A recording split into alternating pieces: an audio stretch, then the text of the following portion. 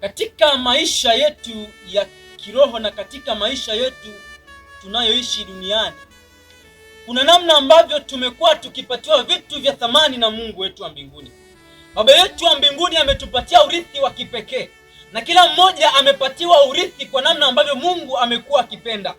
Na ni kweli hata wazee mlioko hapa na vijana mlioko hapa mnaweza pia mkakubaliana na mimi.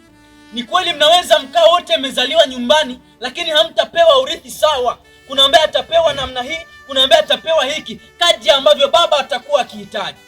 Na katika maisha yetu pia ya kiroho, Mungu ametupatia urithi.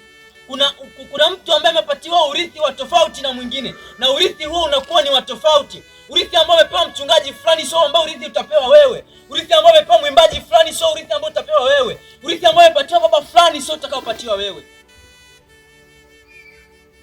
Katika maisha yetu ya ujana, Bwana ametupatia urithi. Inawezekana urithi uliopewa ni ujana wako. Pengine Mungu amekupatia ujana wako kama urithi. Tunapaswa pia kuulinda urithi wetu, kwa sababu urithi ni wa thamani. Hata kama itatokea dhoruba fulani katukumba katika ujana, tutambue tu ya kwamba Bwana ametupatia urithi huu kwa makusudi maalum, akitambua ya kwamba huu urithi ambao nampatia mwanangu huu una faida. Nabothi alipatiwa shamba hili la urithi kwa ajili ya maisha yake.